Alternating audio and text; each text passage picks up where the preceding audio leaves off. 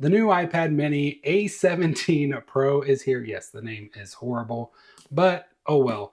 Now, in this video, we're going to unbox it, and then we're also going to do some comparisons with the M1 iPad Pro and just see how it stacks up against it. But before we do that, we're going to unbox this and just see what is all inside. Go through the bottom first. That way, when we get to the top, we can say started from the bottom. Now we're here. Get that one off, and now we just wiggle it a little bit. There it is. This is the Starlight version of the iPad Mini. I know I'm weird, but I don't like ripping these things. I like to keep them as in perfect condition as possible. First change we're going to see right here, it says iPad Mini. On the old ones, it just said iPad. So that's kind of nice to see there. It has its own name. It might as well be put on the device itself. So let's move that off to the side. In the box, we also get some paperwork. This is the 256 gig model. It's not cellular. It's just the Wi-Fi only. Just the normal paperwork. No stickers. We don't get those anymore because you got to save the environment and all that stuff.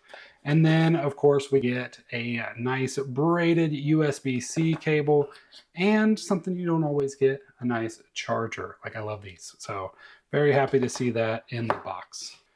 Now we close up the box and it will go on display. Yeah, that's what I do. Okay? Don't judge me.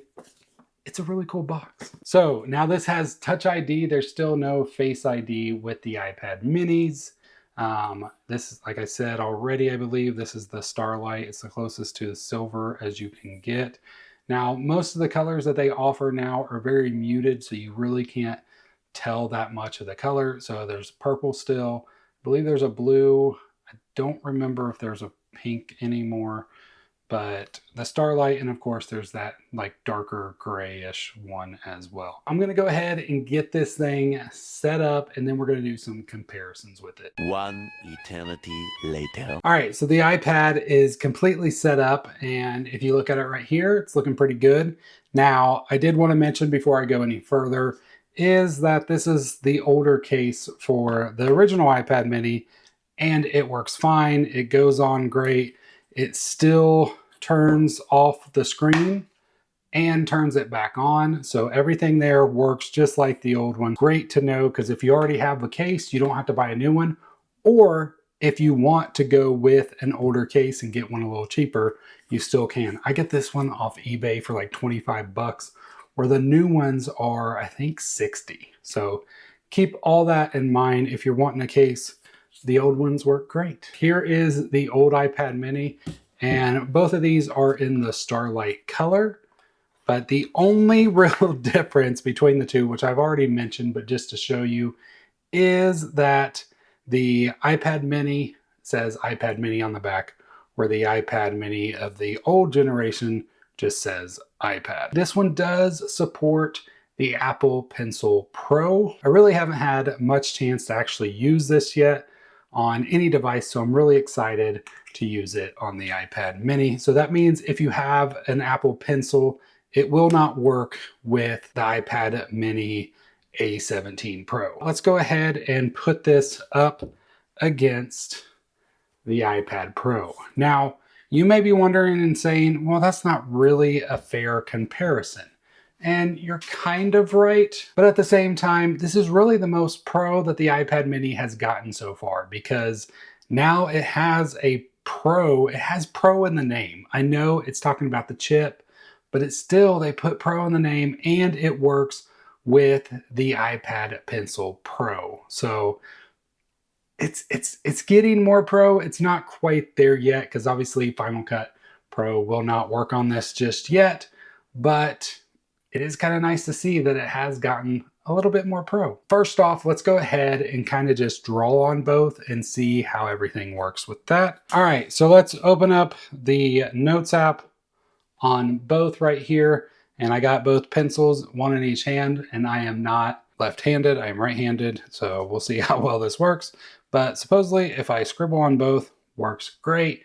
You can't see a delay with like, I don't see any delay with writing at all. So that's really great. With the pencil, you will see with the Pencil Pro, I don't know how well that captures, but there's a little dot that shows me where I'm going to be drawing, which is awesome. You don't get that with just the regular pencil. But I also want to record in slow-mo. Maybe you can see a difference there. So now if you notice in the video, once I start drawing on the iPad Pro, the first line is a little bit delayed. So that probably has to do with the adaptiveness of the 120 hertz.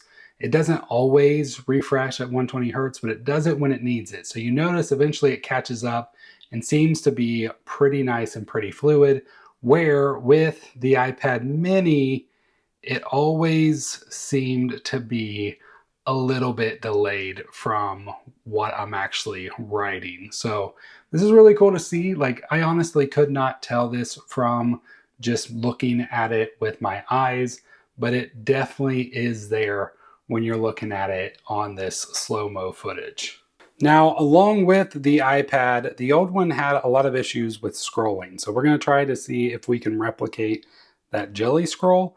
Not sure if we're going to be able to or not, but let's just go ahead and see. People could actually see this with their eyes. It was nothing that ever really bothered me, but we're just going to go and kind of just scroll up and down. Once again, I'm doing this in slow-mo too, because it will catch it a lot better than I can. And once again, with my eyes, I'm not really seeing it. I am 42 now, so there could be something there.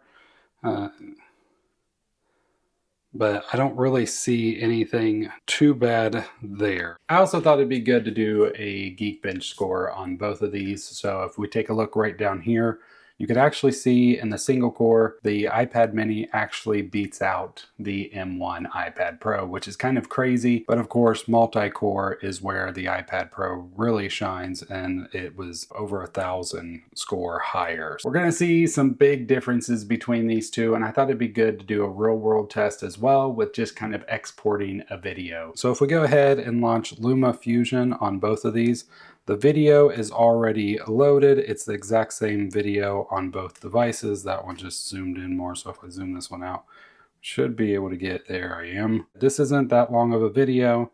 It's 6 minutes and 30 seconds roughly, but it will be interesting to see how much faster the M1 Pro is over the iPad mini with exporting, something that you would do semi-regularly, especially if you're a content creator.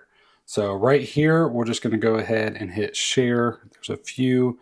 Go to movie. We're just going to do the share and airdrop on both of these. As you can see, it's 4K. Both are standard 50 megabits per second, 48 kilohertz as far as the audio quality. I think all that is good. I don't remember if it does it right after this one, so I'm going to try to hit these at the same time, even though I think there is one more. Yep, we got one more option here. It gives me an example. So I got available space on this one, 192. Available space on this one, 189. I don't think spacing is going to be that big of a difference. And the reason why I'm comparing these two is they both should have the same amount of RAM. Both of these are 256 gigabytes of storage, which means they both should have 8 gigs. Now that the iPad mini is supporting the Apple AI stuff, that requires 8 gigs of RAM as far as we know. I've not seen a teardown video on it yet to confirm all this, but everybody seems to be pointing out, since it does have the 15 Pro chip, the 15 Pro chip did come with 8 gigs. So here we go. Let's go ahead and hit this button right here. And now we're just gonna wait and see what the difference is on this export time.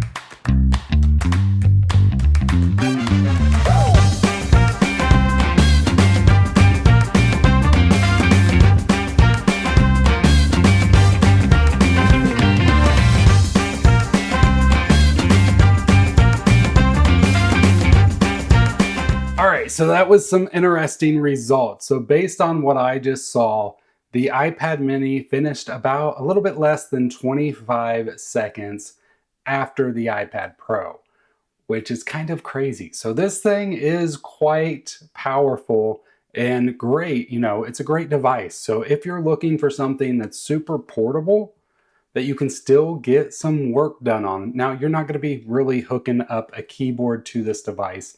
That's not what this is meant for. So keep that in mind. Like, I know some people do it. Maybe you can. If you are one of those people, leave a comment down below. I'd love to hear from you. It's just not something that I personally would do, but I'm pretty amazed with how well this has worked, especially for a device that can actually fit in your pocket. Now, depending on what kind of pocket you have, of course. But in this hoodie right here, I can actually fit this right in the pocket. So, you know, it's going to stick out a little bit, but it still fits, which is just awesome. But the real question is, should you buy it or is it worth upgrading from? Now, if you have an M1 Pro, it's probably not worth upgrading from. Price-wise, it's going to be pretty similar. So I can probably sell my used M1 Pro for about the same price that I can buy this new from Apple, which is a little crazy, but it's just the way things go. As they get older, they get lower in price. And if you have the old iPad mini, the only real reason to upgrade to the new one is if you want that Apple AI stuff. So that's the big difference in this. That new chip allows the Apple AI, which will give you stuff like the ability to proofread your text or kind of change your text, rewrite your text with that AI stuff. With 18.2 that was just released this week to developers, we now have that generative emojis. The Genmojis, I think is what they call them, to where you can actually like just type in something and have it create an image for you, which is really cool. Of course, ChatGPT stuff is also still coming. I think there's a little bit more of that. The new Siri that's a little bit smarter and better at answering questions in a series. We'll have to see how well that still works. Overall, I don't think if you have the old iPad mini that it's really worth upgrading. You're not getting a better screen. For the most part, you do get the Pencil Pro, but you have to buy that extra. That's another $120 if you buy it new, which is, you know, this thing gets expensive fast. Just keep all that in mind as it goes. Camera is basically, I'm pretty sure, the exact same. It's really up to you if you think it's worth it. I'd love to hear, are you gonna buy one? I know I'm keeping this one. Like, I plan to use this for reading and for taking notes and just keeping stuff. I'm selling my M1 iPad Pro because I just don't really use it that much anymore. So I think I'm going to sell that and just use that money to buy this one. But like I said, I'd still love to hear what you're going to do. So leave a comment down below. And I also just wanted to say thank you so much for watching. I can't wait to see you in the next one. God bless.